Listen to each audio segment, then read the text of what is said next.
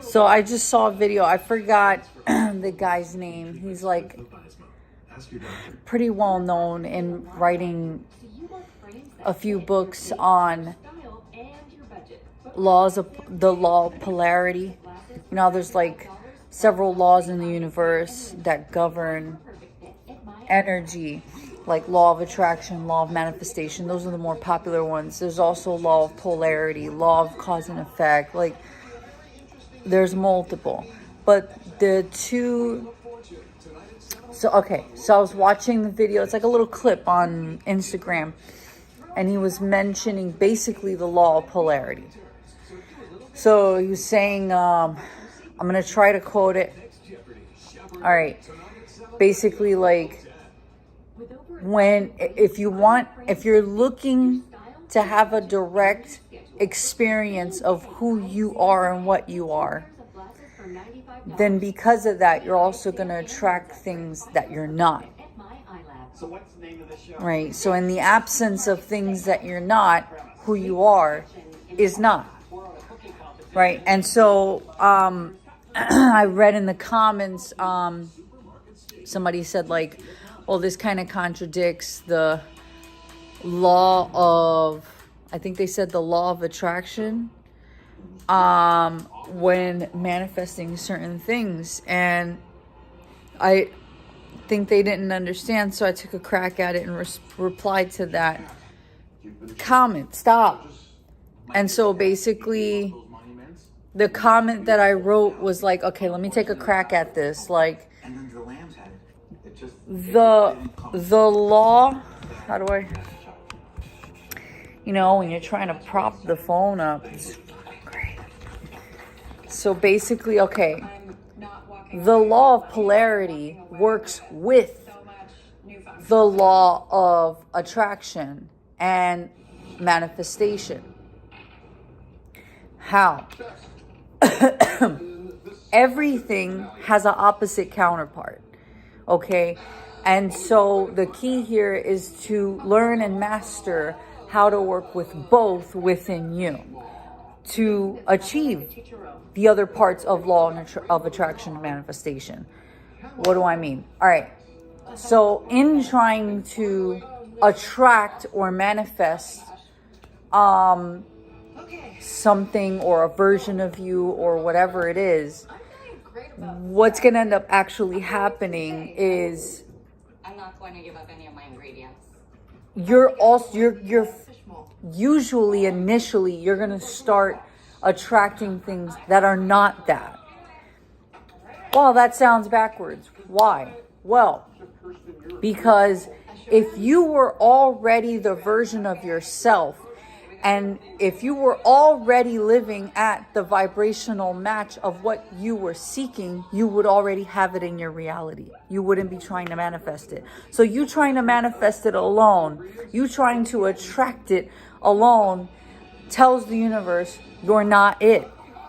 You're not it yet. Like, they're not saying like in general you're not it. They're saying like the version of you right now is not the vibrational match for what you're seeking, for what you're trying to attract or whatever, for what you're trying to manifest. So why does everything that is not is attracted to you?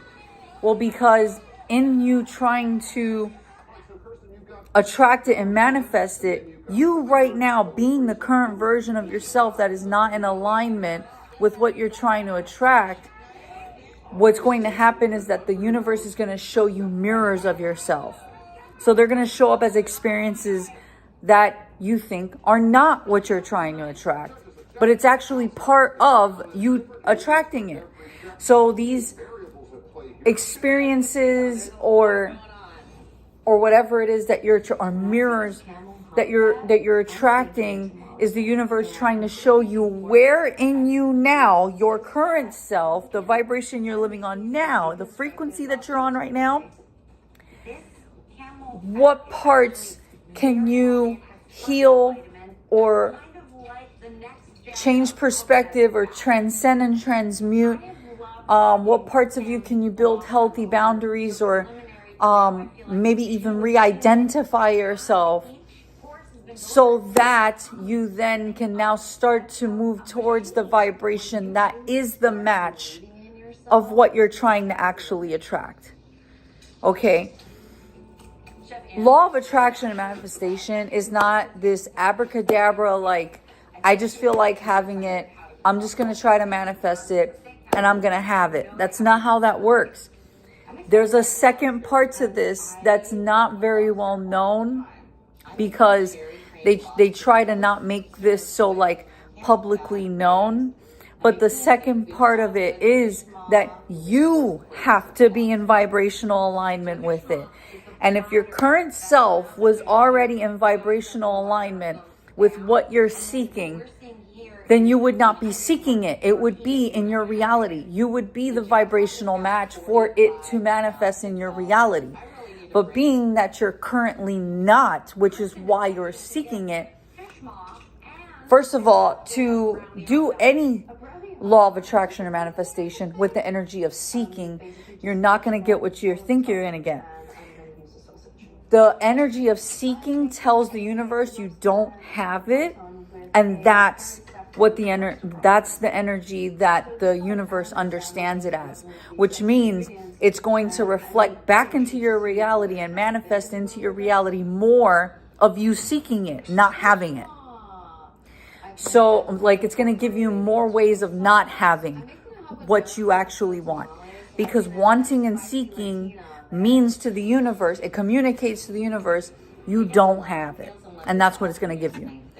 That's why when you're manifesting and attracting, it's important to visualize yourself already having it, already being it, already living it. How does it feel? Embody that, and then embody that now.